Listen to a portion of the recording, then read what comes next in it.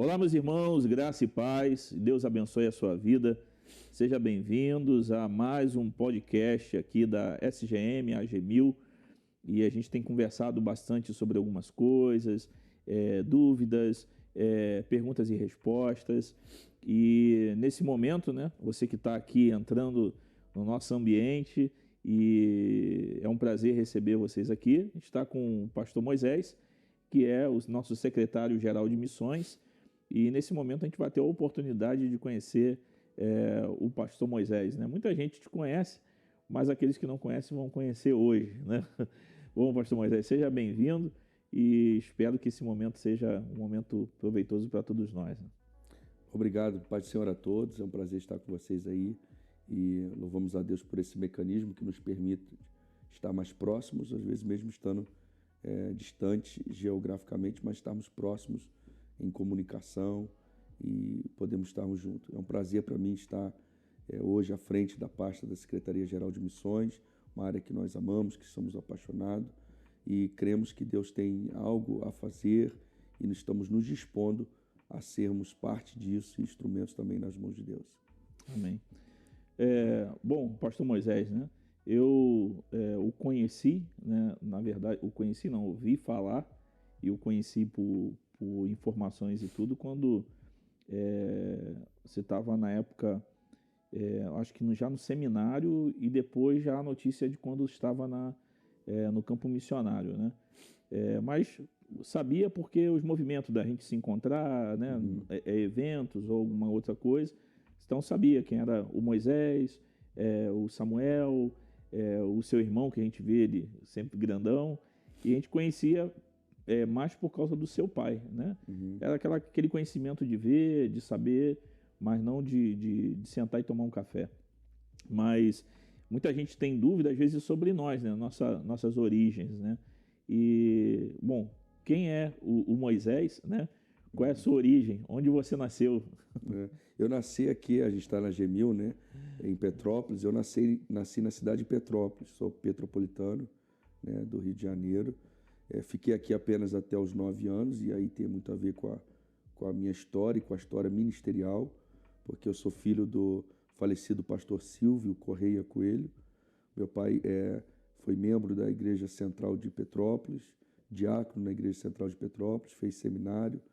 Ele foi por muito tempo gerente aqui de uma rede de lojas em Petrópolis chamado Alvilar. O pessoal mais antigo vai lembrar dessas lojas que havia.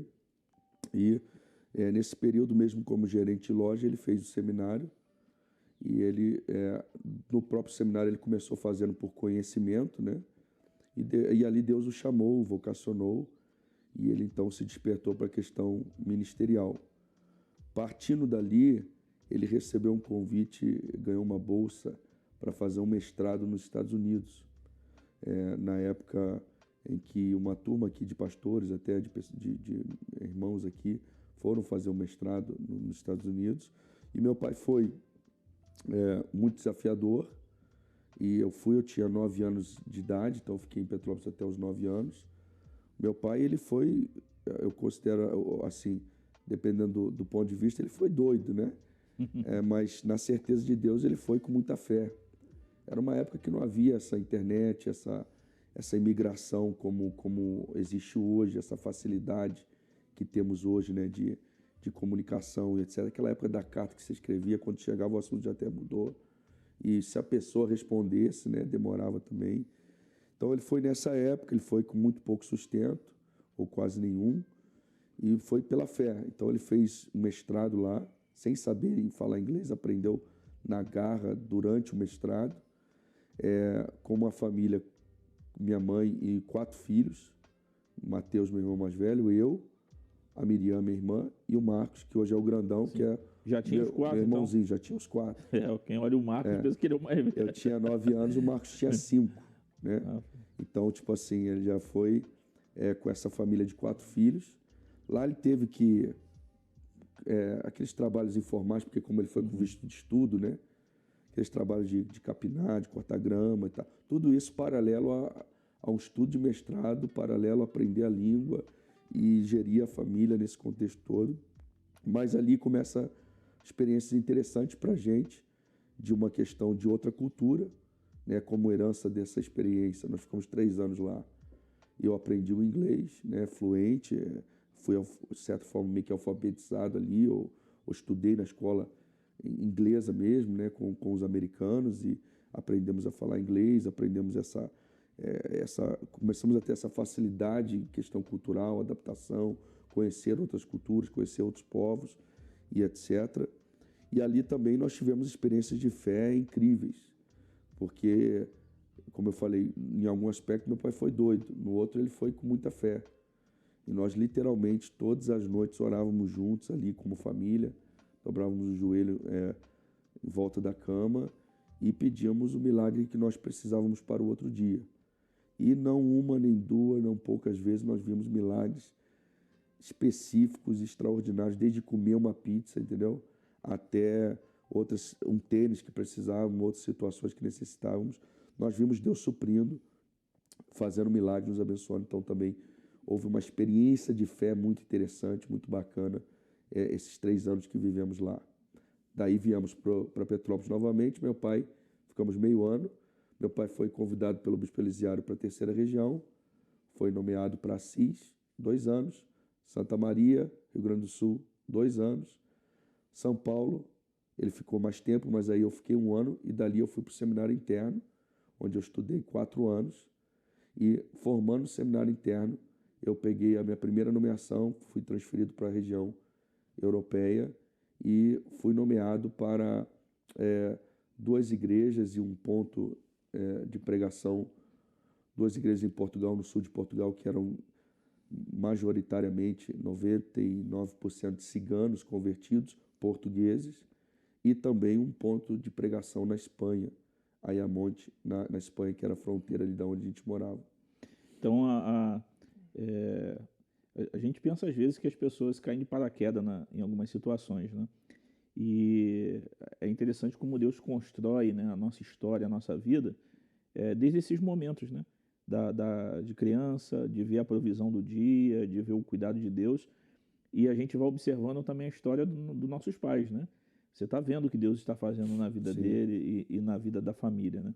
Isso influenciou, de certa forma, a questão da vocação missionária, né? Porque você trabalhou em Portugal e a realidade, na verdade, 3 realidades você vai pegar: Portugal, um pouco da Espanha e os ciganos. E os ciganos, que é uma cultura dentro da cultura, né? E como que é trabalhar em 3 realidades, né? Então, para mim, eu tive facilitada experiência, como você está falando, Deus vai trabalhando na nossa vida, isso é interessante para quem está aí conosco. Às vezes você tem experiências que você acha que não tem muito a ver com o seu propósito, ou até experiências negativas, mas normalmente Deus pode reverter e reverte as negativas para somar no nosso propósito, e também usa as experiências, seja qual for, profissional, etc., também para a realização do propósito. Então, por exemplo, nesse primeiro momento, aí eu fui solteiro ainda, aspirante, recém-formado, e na verdade a ideia não era eu ir lá para esse campo que eu fui, mas eu fui substituir um pastor, ele tirou férias, só que daí ele voltou do campo, ele deixou o campo, e ficou aqueles trabalhos desamparados. E ali, então, eu já comecei a sentir a dor dos campos brancos e dos poucos ceifeiros, né, da demanda missiológica, missionária, e de poucas pessoas para atender essa demanda. E ali eu me vi atendendo uma demanda, até precocemente, em certo sentido, ainda aspirante, começando o ministério, uma demanda que era pastoral, missiológica, mas que era urgente, era necessária.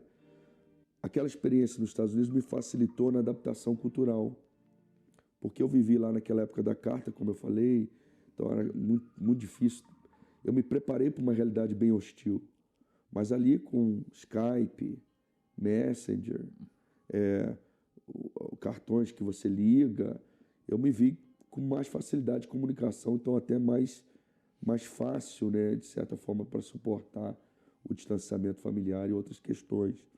Só que me vi preenchendo uma lacuna missionária precocemente, mas necessária. Qual era a sua idade, mais ou menos? Eu fui para o seminário com 17, 18 anos. Então, 19, 20, 21, 22 anos por aí, mais ou menos, bem novo. Só que aí você muita paixão, muito amor por Deus, e Deus vai capacitando, você vai aprendendo a situação. E aí eu tive essa tríplice situação. Então eu tinha que lidar com portugueses, pouquíssimos brasileiros imigrados, mas não era o nosso foco, não era o principal público. Ciganos, que era o maior público, que é uma cultura dentro da cultura, e um pouco dos espanhóis também. E a percepção inicial, a gente tem que amar, primeiramente. O amor, ele é impressionante, ele te capacita a se colocar no lugar do outro, a entender o outro e a respeitar as diferenças culturais. Não querer ensinar a sua cultura, mas aprender a cultura deles e ver de que forma que você pode pregar o evangelho a eles dentro daquela cultura e também deixar o evangelho trazer a transformação cultural nas áreas que são necessárias e a manutenção daquelas que, ou adaptação ali do formato, aquelas que dá para se adaptar à cultura. Então, o nosso maior desafio era os ciganos, porque tanto a cultura portuguesa quanto a espanhola tem muitas diferenças, obviamente, mas ainda tem muitas semelhanças com a nossa. Já a cigana, ela tem aspectos culturais totalmente diferentes e bem peculiares, e esse era um grande desafio, tanto de viver isso, de compreendê-los e de nos fazer aceito dentro da cultura deles. Então, isso exigia você não questionar os comportamentos culturais, não criticar, ainda que para você não faça completo sentido, mas você se permitir experimentar e viver aquilo junto, para que você também seja aceito dentro daquela cultura, né? E aí você era solteiro. Eu era solteiro. E como você conheceu Salvador? Então, na verdade, eu fui namorando, né? Eu fui namorando. Eu comecei a namorar e fui, praticamente. E nesse período noivei, aí voltei para casar com ela, casei com ela. Foi até interessante o nosso casamento, que como tem esse negócio de visto e tal, eu falei assim, poxa, eu não vou ir casar e deixar ela para trás para ficar resolvendo papelado de visto. Eu vou adiantar o negócio de visto. Então eu mandei uma procuração para casar no civil, adiantado, para ela poder ir mudando os documentos dela, fazer todo o visto, para quando a gente viesse casar na igreja, que é o que conta para a gente, né? Uhum. A gente poder ir para a lua de mel e da lua de mel poder ir para o campo, para nossa casa, digamos assim, sem nenhum empecilho nesse sentido. Então, ela morava numa cidade pequena, em Baiti, interior do Paraná. Mandei uma procuração para minha mãe. E aí foi a sensação da cidade no cartório lá, minha mãe me representando e casando com a minha esposa Renata. Mas a Renata, a nossa história é longa e é antiga. Nós nos conhecemos desde adolescentes, né? De convenções, de retiros, nós sempre nos encontrávamos. E ela sempre foi uma mulher de Deus, uma mulher séria, uma mulher envolvida com a obra, comprometida com Deus. Então, eu até nos momentos que eu não estava nem tão crente, vamos dizer assim, porque nasci na igreja, né? Mas eu olhava para ela como mulher, como menina de Deus, e eu pensava no meu íntimo, essa mulher é para casar, essa mulher vai dar uma excelente esposa. E aprove a Deus, nós, na verdade, nos gostávamos desde sempre. E quando os tempos certos se alinharam, nós nos encontramos novamente e começamos a namorar. E aí essa distância não fez muita falta em alguns aspectos, porque nós já nos conhecíamos, eu já conhecia a família dela já conhecia a minha família. Nós, na verdade, só estávamos formalizando alguns processos, porque já tínhamos quase que a convicção de Deus que éramos feitos um para o outro, vamos dizer assim, e não tenho como dizer o contrário disso. Ela casou comigo, tirei ela lá de uma boa igreja, cidade do interior, da casa do pai, bem suprida, e ela aceitou o desafio e foi e tem sido uma companheira aí ministerial desde sempre, somando demais na minha vida, no meu ministério, contribuindo, colaborando comigo e com aquilo que Deus tem para fazer na minha vida e na vida dela e através da vida da nossa família, né? E vocês têm 3 filhos, né? 3 filhos, o Davi, o Gabriel e a Daniela. E você consegue, do que você traz de lembrança do tempo ainda da convivência, né, com seu pai, com as crianças? Como que você vê essa transição, né, do tempo de casa, o tempo do seminário sozinho, o casado e agora filhos, né? porque o seu pai é um pastor e tem filhos, né, que se tornaram pastores. Você é um pastor e a gente acaba, eu acho que vendo dentro da casa também algumas coisas bacanas que a gente trouxe, né, da nossa família. O que no meio da tua casa, né, envolvida em tudo isso, né, da missão, do ir, do voltar, de coisas que tem que deixar, de ficar. Como que você vê isso daí? Como que tem sido com vocês? É, talvez o grande envolvimento que a minha família, partindo lá do meu pai, e que fez com que eu e meus irmãos, e também a forma como nós lidamos com os nossos filhos, faz com que a gente seja bastante envolvido na obra e etc., é porque para a gente é quase que tudo a mesma coisa.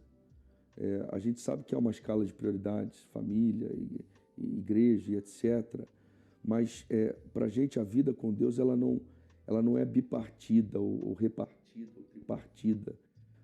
Isso é uma coisa, aquilo é outra, né?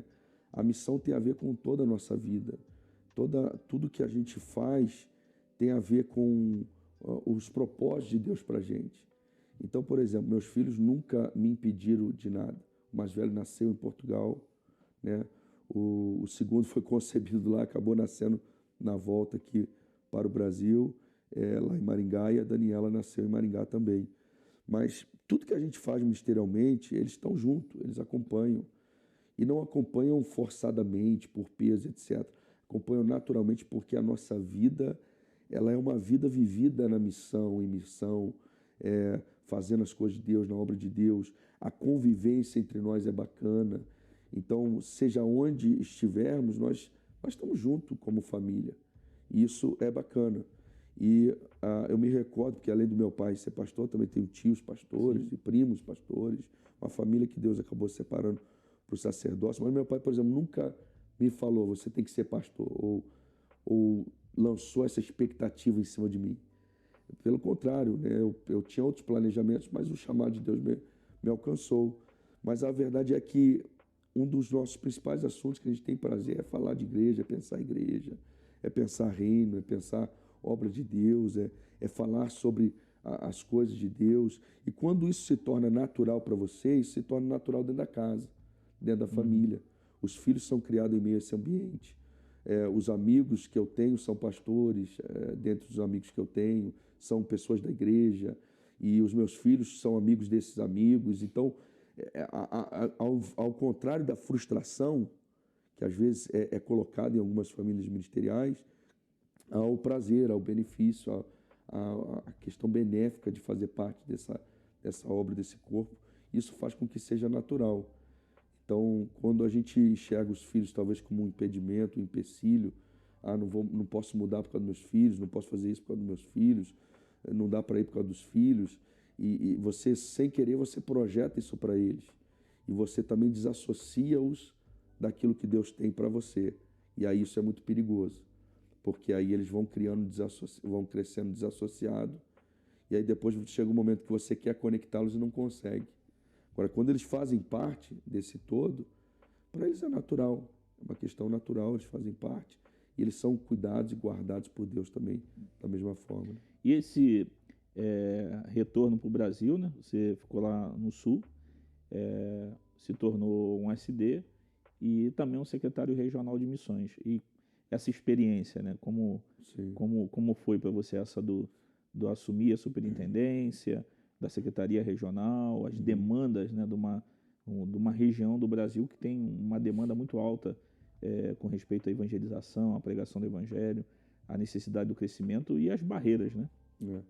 Então, aquele desenho que Deus vai fazendo na nossa vida, a experiência missionária do campo, me permitiu estar do lado lá do missionário, entender as demandas, as carências, as dificuldades, uma série de questões, e me aprofundando sobre o assunto de missões. Depois do Sul, lá, acabei trabalhando no Norte de Portugal também, e tivemos uma estada abençoada por Deus, né, bem sucedida, e eu não esperava voltar. Quando eu voltei, aquilo que eu comentei até numa outra oportunidade, que às vezes o missionário ele volta, né, parece que volta com o coração apertado, mas aí Deus nos mandou voltar, nós deixamos tudo para trás, tudo que tínhamos de imóveis, de conquistado, e viemos novamente com a vida, ou viemos com a vida em malas, né?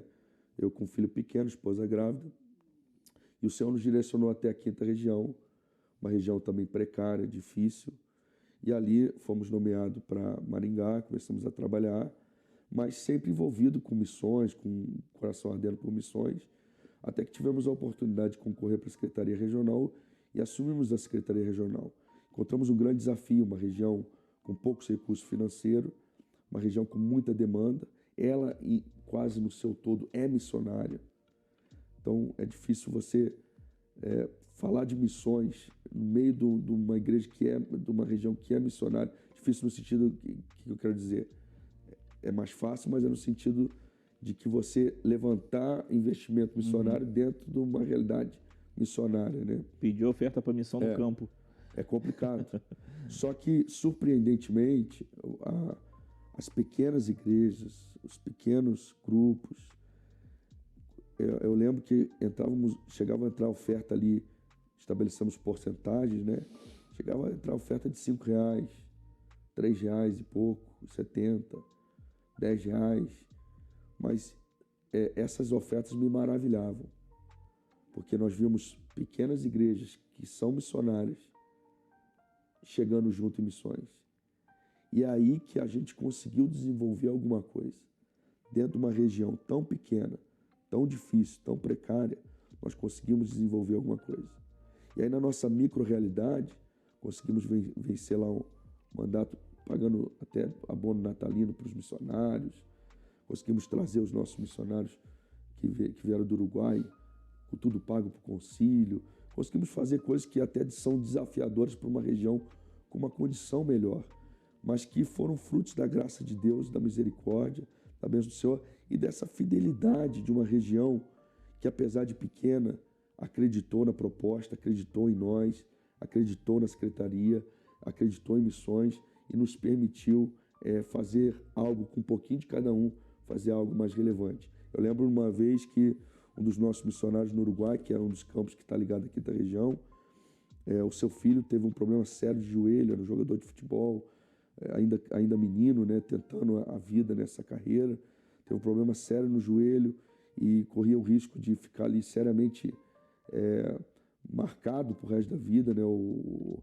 prejudicado pro resto da vida, e precisava fazer uma cirurgia muito grande, com valor alto. E a gente conseguiu mobilizar a região, a secretaria com a gestão de caixa, de recursos que ela tinha, a gente conseguiu pagar essa cirurgia toda lá no Uruguai, ajudar esse filho desse missionário, fazer essa cirurgia, ser abençoado, filho do pastor Juan, que está lá em Jun, no Uruguai. Então, tipo assim, são ações que são possíveis porque uma região acreditou, as igrejas, sejam das pequenininhas até as maiores, acreditaram, ofertaram, investiram e nos permitiram executar o projeto que o Senhor coloca no nosso coração e nos coloca na posição para também executar. Me lembro daquela passagem de José, né? Quando o rei tem um sonho, José interpreta o sonho e José dá todo o plano, todo o projeto que Deus revelou para ele ali. E aí o rei fala, mas como é que eu vou fazer isso? Para executar isso, eu preciso de uma pessoa nessa posição. E aí falou para José, você é essa pessoa. Então, nós somos colocados nessas funções, e hoje eu estou na Secretaria-Geral de Missões, honestamente me sinto pequeno diante do desafio, me sinto extremamente honrado, eu sou filho da Wesleyana, eu sei o que é isso, então eu fico às vezes assim, constrangido com tamanha graça, com a honra da posição, mas entendendo que todos os projetos que Deus colocou no meu coração, Deus agora me coloca numa posição para executar. Mas só é possível se cada irmão wesleyano, se cada igreja wesleyana, se cada setor aí da Wesleyana acreditar em nós, acreditar nesse projeto e somar conosco para que a gente possa executar aquilo que não é um projeto pessoal do pastor Moisés, mas é algo que Deus colocou no nosso coração. Então é um projeto do próprio Deus. Amém. E como tem sido assim a gente sabe que você é envolvido, né, na missão e todo o seu treinamento, né? Acabou de terminar agora o mestrado, né? E como foi essa questão do se envolver, né? A capacitação, a importância do continuar lendo, aprendendo, estudando, como isso afeta a mente, né? Com relação a você olhar com o olhar de Deus, né? O olhar de Cristo, porque quanto mais entendimento e conhecimento sobre a missão de Deus, sobre a Bíblia, né? Praticamente a gente, quando vai conhecendo a Escritura, ela vai abrindo nosso entendimento. Como que isso ajuda demais a questão do reino de Deus, né? A questão do campo e a respeito da obra de Deus. E aí, sua formação, né?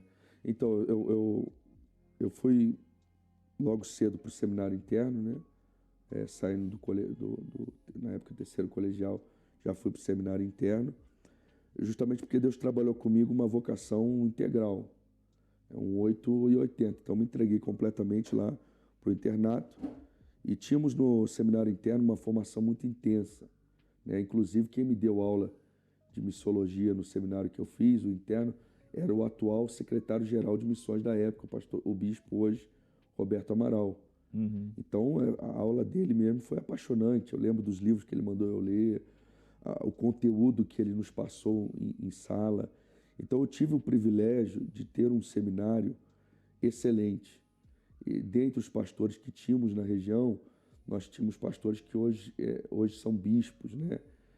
Então, tivemos pessoas de alto gabarito ali me ajudando nessa formação e principalmente essas áreas específicas que abrasam o nosso coração, né? Depois disso, sempre procurei me especializar também, procurei sempre estar fazendo pequenos cursos, né?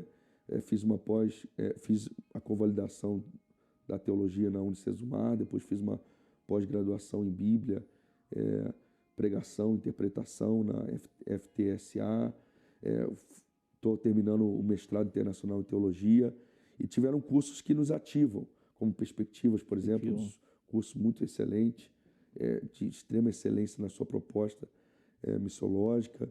E até quero incentivar quem está nos assistindo, nós temos uma grade de curso na G1000, que eu tenho certeza que qualquer pessoa que parar para estudar, fazer ali sinceramente, né, esses cursos que nós oferecemos, isso vai alargar a visão dessa pessoa e ajudá-lo também na compreensão teológica, porque depois que a gente começa, e o pastor Alex está aqui, claro que ele é suspeito, porque ele é o diretor da G1000. Não, é top, mas, cara, da G1000 é o melhor. Depois que a gente começa a estudar a questão da missiologia, você tem um entendimento bíblico avançado, porque você vê a missão de Deus, Deus em missão, ao longo de toda a Bíblia.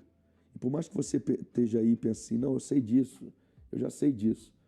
Estuda, se aprofunde, que você vai ver nos detalhes como Deus está em missão e como há um propósito missionário de Deus em toda a Bíblia e nós fazemos parte desse propósito, né? A igreja existe para a missão de Deus e não a missão existe por causa da igreja.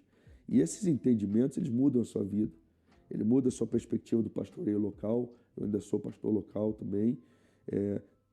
Sempre continuei pastoreando local, mas tenho visto isso afetar o meu ministério profundamente, me abençoando ministerialmente. Ele muda a sua perspectiva, muda a perspectiva da missão como um todo, da parceria, da colaboração ministerial.